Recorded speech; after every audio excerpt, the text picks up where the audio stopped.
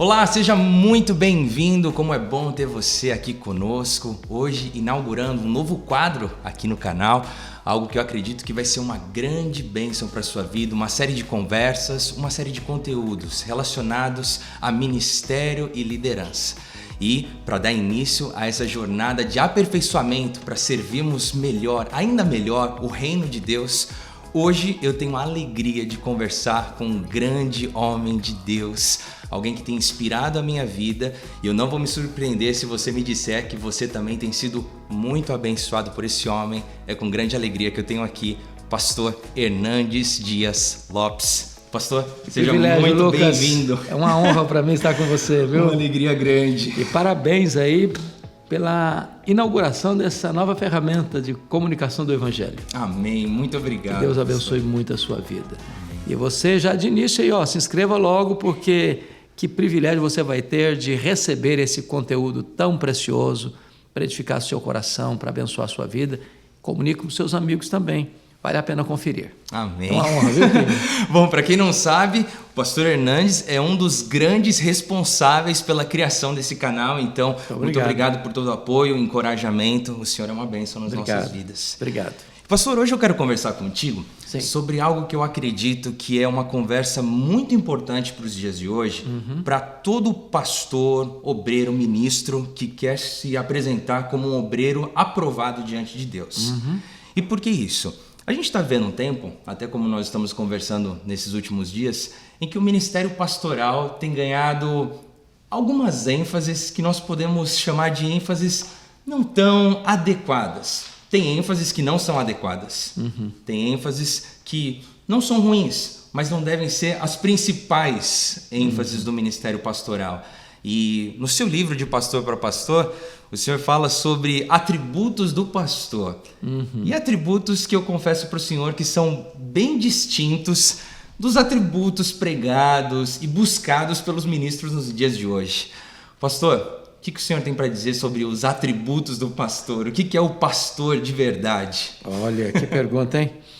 Bom, Lucas, o pastor tem que ter algumas características essenciais. Primeiro, penso eu que é a convicção do seu chamado para o ministério. Ele não é um voluntário, ele é um convocado. Uau. Ele é um chamado. É aquilo que Paulo diz para os presbíteros de Éfeso, o ministério que eu recebi do Senhor Jesus. Eu tenho plena consciência de quem o chamou para o que foi chamado. Segundo lugar, tem a ver com o caráter do pastor. Por isso Paulo diz assim, atendei por vós e por todo o rebanho, sobre o qual o Espírito Santo vos constituiu bispos, para pastoreardes a igreja de Deus, a qual ele comprou com seu próprio sangue. A vida do pastor é a vida do seu pastorado. O maior tesouro que ele tem é o seu nome, é o seu testemunho. Então, você pode, por exemplo, ser um grande advogado, um grande médico, um grande engenheiro, e isso não está conectado necessariamente com a sua vida pessoal, familiar. Sim. Porém, é impossível que o pastor exerça o seu ministério sem ter um nome irrepreensível, sem ter uma conduta ilibada, sem ter um testemunho de vida. Terceiro aspecto, atributo de um pastor, é que ele, ao pastorear a igreja de Deus, ele precisa da mansidão de Jesus. É preciso da humildade que teve em Cristo Jesus. É preciso firmeza. É preciso coragem. Sim. É preciso espírito de renúncia e até de sacrifício. Né? É por isso que Paulo diz, em nada considera a vida preciosa para mim mesmo. Mas eu diria para você hoje, nessa conjuntura que nós estamos vivendo, que é essencial, é a fidelidade às Escrituras. Fidelidade à palavra de Deus, porque é muito comum hoje as pessoas serem seduzidas pelas ondas que surgem, que vêm, que vão e que passam. O pragmatismo, por exemplo, eu vou fazer isso porque está funcionando, porque está dando certo, porque atrai gente, mas a pergunta é, isso é bíblico? Isso tem amparo nas Escrituras? Sim. Então, eu não posso usar mecanismos e métodos e formas que estejam na contramão do ensino das Escrituras com o objetivo de alcançar mais gente, por exemplo. Nós não somos adeptos da filosofia jesuítica, né? Os fins justificam os meios. Eu não pergunto, dá certo? Eu pergunto, é certo? Uau. Eu não pergunto, funciona? Eu pergunto, é verdade? Então, eu não posso negociar princípios e valores para alcançar resultados. Esse é o grande desafio, penso eu, nessa geração tão pragmática e que busca resultados assim a qualquer preço ou qualquer custo. É interessante o senhor colocar esse ponto, porque realmente com as redes sociais, imagina, o pastor está começando o seu ministério, daí ele vai e segue algumas igrejas no Instagram, por exemplo, ou em alguma rede social. E daí, ao abrir a rede social, ele vê o sucesso do ministério de uma outra pessoa. Sucesso aos olhos humanos. Aquilo mexe com o coração dele. Claro. O que ele está fazendo que eu preciso fazer? Eu acredito que, de fato, a gente pode aprender e deve aprender uns com os outros. Né? Uns com os outros. Mas sondar as nossas motivações é algo essencial, certo? E passar tudo pelo filtro da palavra de Deus. Não é a cultura que valida a Bíblia. É a Bíblia que valida a cultura. Eu acho que um dos grandes problemas da nossa geração é que as pessoas dizem assim, bom, mas a Bíblia precisa ser ressignificada, porque os tempos mudaram. Hoje se tem uma visão mais abrangente da vida, ou nós hoje fazemos determinadas concessões que as nossas gerações passadas não faziam, então nós precisamos nos adequar ao nosso tempo, né? Conceito de vida, conceito de casamento, conceito de sexo, conceito de família, conceito de vida financeira, conceito de valores morais, né? Então, acaba que muitas igrejas vão se tornando uma chamada igreja inclusiva, porque eu quero que a cultura me defina, eu não quero ser uma contracultura. E ao longo dos séculos, o cristianismo sempre foi contra a cultura. E é nesse sentido que Paulo diz assim, não vos conformeis com este século. É nesse sentido que João diz, quem quiser ser amigo, João diz, quem amar o mundo, o amor do Pai não está nele. É nesse sentido que o Tiago diz, quem quiser ser amigo do mundo, tornar-se-á inimigo de Deus. Então, nós precisamos estar no mundo, mas sem sermos governados pela cultura do mundo. Vivemos como peregrinos. Peregrinos. Né? A gente está aqui, mas não é daqui. Nós somos forasteiros. Isso. Vivendo a cultura do reino de Deus nos dias de hoje. No mundo de hoje. Agora, é interessante, né, pastor? Porque quando eu cito um exemplo, como agora há pouco, dizendo que você vai nas redes sociais e vê o sucesso das pessoas, o sucesso do mundo, pode soar para algumas pessoas como as redes sociais são algo ruim, são algo negativo.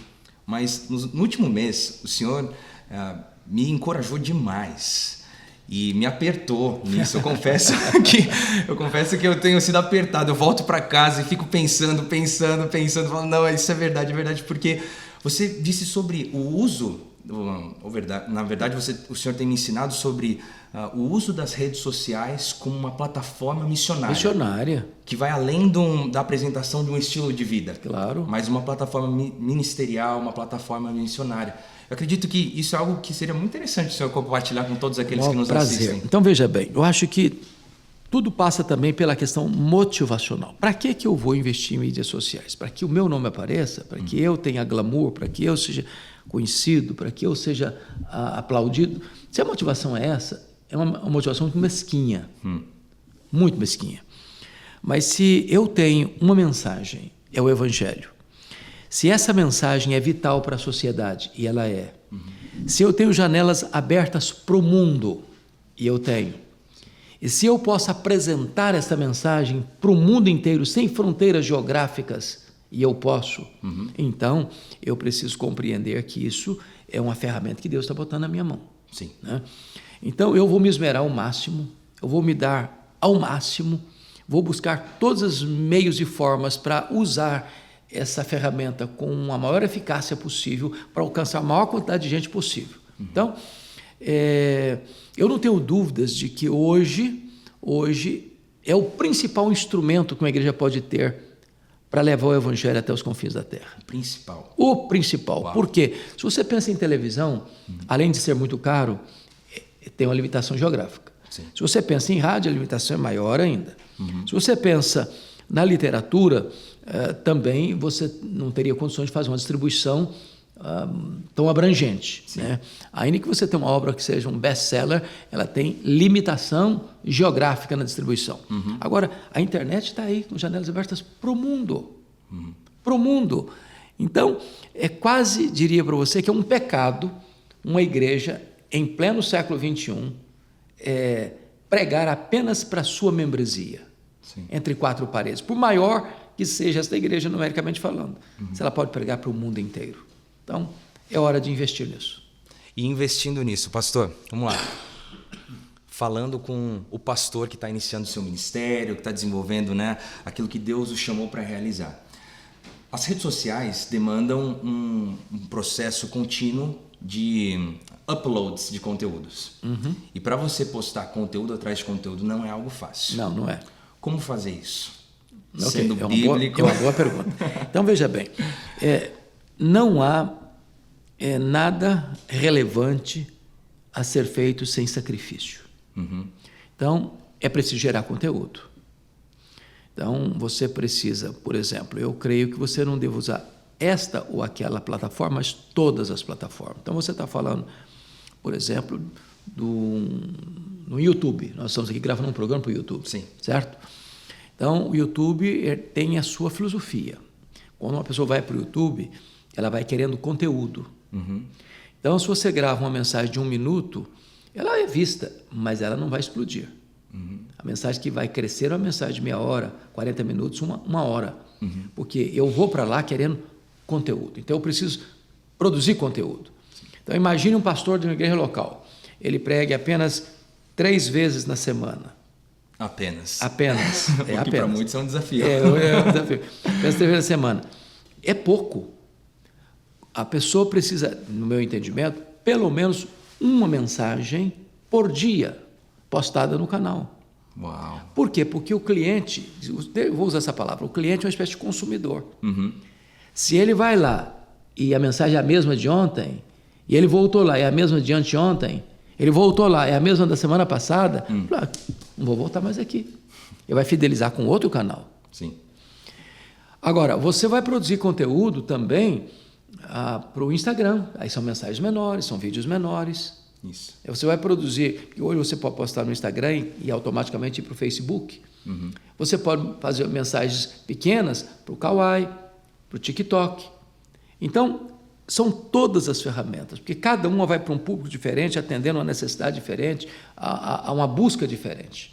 Então, é estar antenado, sintonizado com toda essa realidade e produzir conteúdo. Não só aquele conteúdo que você pregou no púlpito. Nós estamos aqui no estúdio. Você pode chegar aqui e ligar esse microfone e olhar para aquela câmera e dar uma mensagem de meia hora. É um conteúdo para o YouTube. Você pode chegar aqui, programar, fazer 10 mensagens de 1 minuto e depois editá-las. É uma mensagem para o seu Instagram. Você pode estar fazendo a sua caminhada, na hora que você está andando lá no parque, caminhando, e você gravando você mesmo. Estou caminhando aqui, porque às vezes não requer tanto qualidade, requer exatamente essa informalidade da comunicação. Então, cada um pode usar o recurso que tem, o tempo que tem, para produzir muito conteúdo. Uau!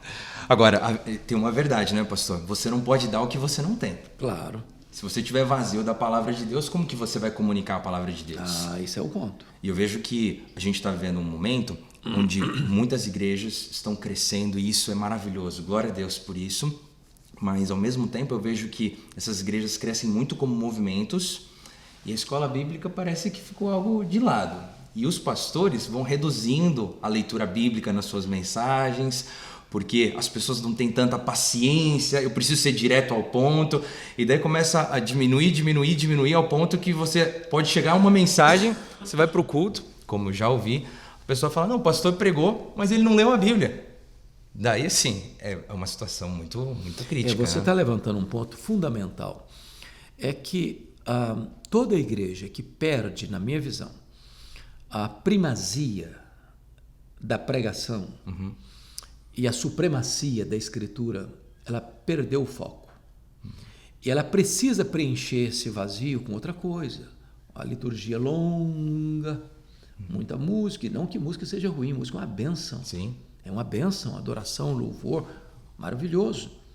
Outras pessoas botam dança, outras pessoas botam teatro, outras pessoas botam isso, botam aquilo outro, e vai preenchendo esse espaço. Por quê? Porque ela não tem conteúdo para passar. Uau. A mensagem é fraca, a mensagem é água com açúcar, a mensagem não tem consistência, não tem estudo, não tem o afadigar-se na palavra. E aí vai reduzindo a pregação a apenas umas poucas palavras de autoajuda, de coaching, de incentivo apenas humano, quando, na verdade, as pessoas criam desculpa. Mas a nossa geração, do movimento, das imagens, não suporta uma mensagem de 30 minutos, 40 minutos. Suporta. Se a mensagem for ruim, 10 minutos é demais. Mas se a mensagem é boa, você prega 1 hora, o cara quer mais. É verdade. Então, as pessoas querem conteúdo. E feliz é aquela igreja que entende que não se abre mão da pregação fiel, expositiva, onde a pessoa não sai encantada com o pregador. Bom. Ela sai encantada com a riqueza das Escrituras.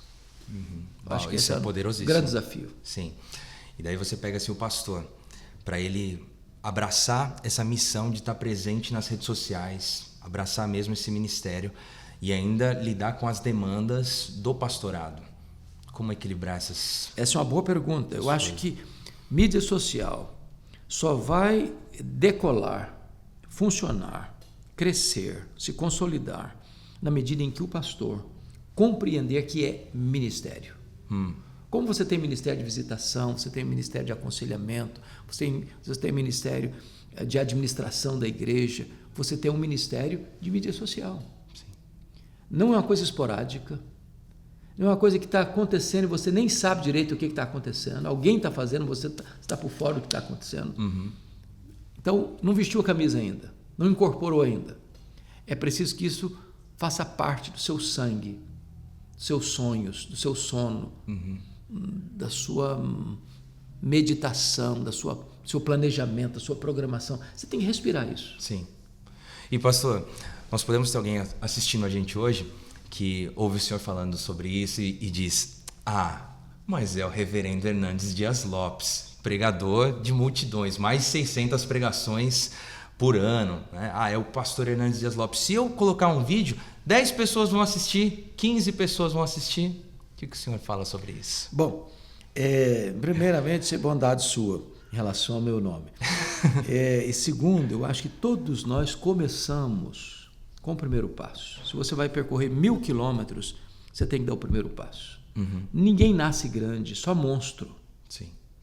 É preciso crescer, passo a passo. E é muito importante entender outra coisa. Nós não estamos à procura de sucesso. De jeito nenhum. Você vê que quando Jesus falou da parábola dos talentos, ele disse que a um herdeu 5, a outro herdeu 2, a outro herdeu 1. Quem tinha 5 produziu mais 5, quem tinha 2 produziu mais 2, quem tinha 1 enterrou o talento. Então, o que Deus vai requerer de nós não é números, é fidelidade. Você foi fiel, meu filho, com o que eu entreguei na sua mão? Se você foi fiel no que eu entreguei na sua mão, você cumpriu o seu papel. Então, imagine você, se eu alcancei 2 pessoas, 3 pessoas, 20 pessoas, 50 pessoas, 100 pessoas, louvado seja Deus. Sim. Uma vida vale o mundo inteiro. Uau. Agora, é claro que se eu fizer o dever de casa, me esmerar no que eu estou fazendo, vai crescer, vai crescer. Sim.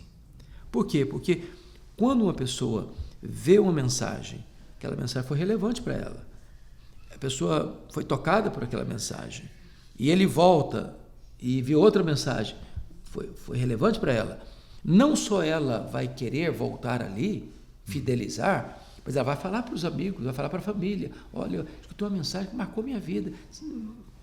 Ela vai fazer a propaganda. Sim.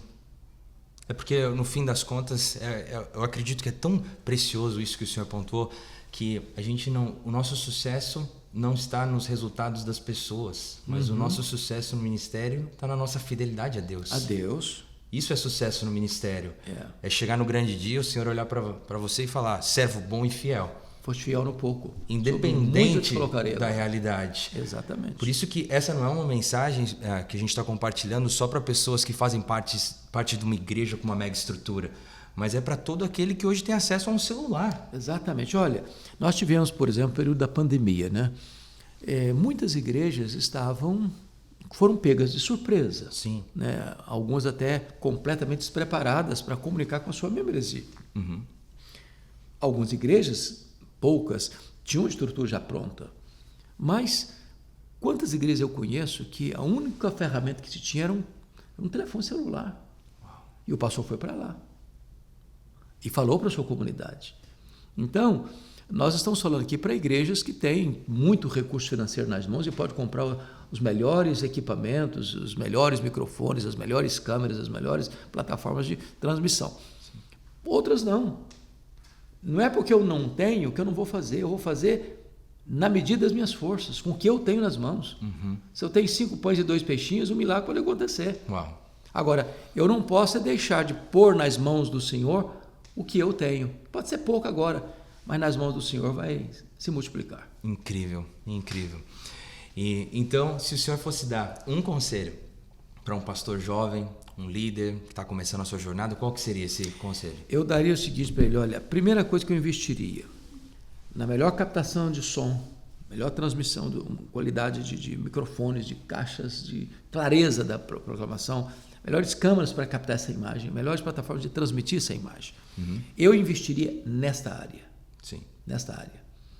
Porque, às vezes, eu estou investindo, e não estou dizendo que está errado, não, em paredes, em pedras, em construções, quando essas paredes, pedras e construções têm um único objetivo: é proclamar o Evangelho, para dentro e para fora. Uhum. Mas se eu invisto nesses equipamentos, eu já estou anunciando este Evangelho, não só para fora das 4 paredes, mas para os rincões do mundo sem fronteiras. Eu vou dar o exemplo da Igreja Presbiteriana de Pinheiros, onde eu participo em São Paulo. Sim. Hoje nós alcançamos mais de 100 nações. Uau. E legendando sermões em russo, em mandarim, em alemão, em italiano, em francês, em inglês, em espanhol, entendendo que a igreja, ao fazer isso, ela está levando a esperança do Evangelho em cumprimento à ordem de Jesus, né, de por todo mundo e pregar o Evangelho a toda criatura, fazendo discípulo de todas as nações, mas apressando o dia do Senhor, dizer que esse Evangelho do Reino será pregado em todo o mundo, para testemunhar a todas as nações, e então virá o fim. Sim. Então nós estamos cumprindo a grande comissão, estamos agindo no que tange a responsabilidade escatológica para a gloriosa volta do Senhor Jesus. Amém. E pastor, como guardar o coração diante de tudo isso? É uma boa pergunta. Porque, imagina, a gente está vivendo nessa temporada, na história, de figurões, pastores que são celebridades, né? Parecem como celebridades. E pode ser que na sua fidelidade no pouco, Deus te coloque realmente sobre o muito, o que é muito aos olhos humanos. Como lidar guardando o coração, sabe, diante desse cenário? Muito boa pergunta. Veja bem, a soberba é um sentimento muito perigoso. Uhum. E a Bíblia diz que a soberba precede a ruína, né? É a antessala do fracasso. Mas eu imagino o seguinte, que a soberba só vai ter espaço no coração se não tiver 2 coisas. Primeiro, é impossível conhecer a Deus e ser soberbo. Porque quem poderia estar na presença do Todo-Poderoso de narizinho empinado? Se os próprios serafins cobrem o rosto. Sim. Então, se você ler nas Escrituras, todas as pessoas que tiveram uma visão da majestade de Deus se prostraram. Abraão diz: eu sou pó e cinza. Você vai ver a Escritura nos falando de Jó: eu me abomino no pó e na cinza. Você vai ver um Pedro dizendo: arreda-te de mim, se eu sou um pecador. Uhum. Você vai olhar para um Paulo e diz: miserável homem que eu sou. Sim. Então, não dá para estar na presença de Deus e ter soberba. Não dá para dizer eu conheço a Deus e ser soberbo. Segundo aspecto, não dá para alguém conhecer a si mesmo e ser soberbo. Porque qualquer de nós, honestamente, que olhar para o seu próprio coração, diz, meu Deus, tem misericórdia de mim. Se eu olhar para dentro de mim e achar que eu sou o cara, eu estou cego. Eu não me vi. Eu não me enxerguei, eu enxerguei outra coisa. Sim. É por isso que quanto mais perto de Deus uma pessoa está, mais consciência de pecado ela tem. Isso é lindo. Mais consciência de pecado ela tem. Se você vê uma pessoa se autoelogiando, batendo palma pela mesma, incensando ela mesma, ela está muito longe de Deus. É um perigo, né, pastor? Um perigo. É um perigo muito grande. Então, é por isso que nós precisamos nos acautelar para que as pessoas não nos ponham num pedestal. Lá não é o nosso lugar. Sim. Quando aquela multidão toda quis colocar João Batista como Messias, porventura, tu não és o Cristo? Ele diz, não, eu sei quem eu sou. Esse papel não é meu. Sim. Esse papel é de outra pessoa. Aliás, eu vim para apresentá-lo. Uma visão clara de si mesmo, né? Clara de si mesmo. Eu tenho que saber quem eu sou. Sim. Para que eu não queira roubar, furtar, me apropriar indebitamente de uma glória que não me pertence. Só pertence a Jesus. Porque, no fim das contas, a gente só prepara o caminho, né? Só o caminho. O nosso ministério seria o ministério de João Batista. Sempre. Preparando o caminho. Preparando o caminho. É preciso que ele cresça, que eu diminua, e a quem está chegando é o que importa. Esse é preparar o caminho. Esse é o ponto. E, pastor, hoje, se você fosse dar uma mensagem para aquele que está assistindo a gente, aquele pastor, aquela pessoa que está envolvida no ministério, qual que seria a mensagem assim direta para essa pessoa, pastor? Bom, a minha palavra para você, olhando nos seus olhos aqui, é a seguinte: nós vivemos num mundo plural, num mundo em que a verdade está se tornando subjetiva, onde a verdade está sendo relativizada. Nós vivemos nessa sociedade pluralista e subjetivista, onde cada um quer ser o aferidor do próprio padrão da verdade. E o nosso grande desafio é, nesse mundo rendido à ditadura do relativismo, mantermos uma mensagem com verdades absolutas. A palavra de Deus não caduca, a palavra de Deus não fica obsoleta. A palavra de Deus não é nem nova nem velha, ela é eterna. Então ela foi a verdade ontem, ela é a verdade hoje, ela será a verdade amanhã. O nosso papel como crentes em Cristo e como líderes e pregadores do Evangelho é nos submetermos a esta palavra. Certa feita, Lutero disse para Erasmo, que era seu opositor: Erasmo, sabe qual é a diferença entre você e eu? Perguntou Lutero. É que você coloca a sua razão, Erasmo, acima da Bíblia. E eu coloco a minha razão debaixo da autoridade da Bíblia. Uau.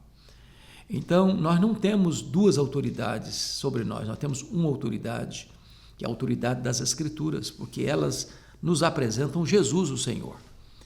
Então, o grande desafio nosso é nos submetermos constantemente, sem sermos seduzidos nem pela pressão, nem pela sedução, a mantermos firmes o nosso passo, pregando com fidelidade o Evangelho. Muitas vozes vão ecoar nos nossos ouvidos. Muitas propostas vão nos ser oferecidas como sedutoras, sim, como vantajosas. Mas não nos compete negociar princípios e valores. Não nos compete ceder à pressão aqui ou à sedução acolá. Compete-nos sim mantermos-nos fiéis, porque é isso que o Senhor vai requerer de nós naquele grande dia. Uau, amém, que lindo. Pastor, antes de nós concluirmos a nossa conversa, eu só queria compartilhar algo contigo que é um testemunho sobre aquilo que o Senhor tem feito e o impacto que o Senhor tem causado na vida de muita gente. Amém. Há mais ou menos uns 10 anos atrás, talvez até um pouquinho mais, eu estava no seminário e Meu pai me levou para ouvir o senhor pregar lá no Mackenzie. Olha.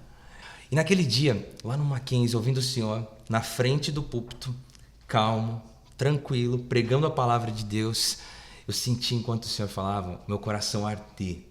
E eu pensava, meu Deus, o que é isso? O que é isso? Que enquanto ele prega, ele está comunicando a palavra de Deus, eu estou sentindo isso. E eu me recordo que naquele dia, minha oração foi, Senhor, que quando eu pregar, as pessoas também sintam isso. Porque isso é algo transformador. E pastor, o senhor tem sido uma bênção para milhares de pessoas. Amém. O senhor foi uma bênção lá atrás para mim, continua sendo uma bênção nos dias de hoje. Amém.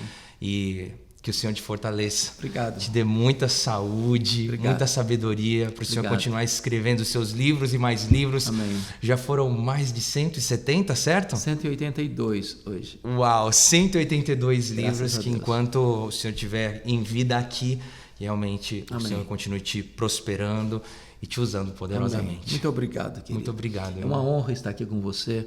Parabéns, parabéns por criar esta ferramenta, este canal de comunicação. E mais uma vez eu quero fazer um desafio a você. Se você ainda não se inscreveu, nós estamos inaugurando hoje. Então se inscreva, por favor, se inscreva. E comunique a sua família, os seus amigos, para se inscreverem também. Porque aqui vai ter conteúdo toda semana, conteúdo inédito para abençoar o seu coração, edificar a sua vida. Obrigado, pastor. Obrigado. É uma honra. Obrigado. Olha só, eu não tenho nem palavras para terminar essa conversa depois dessas palavras. Obrigado. Amém.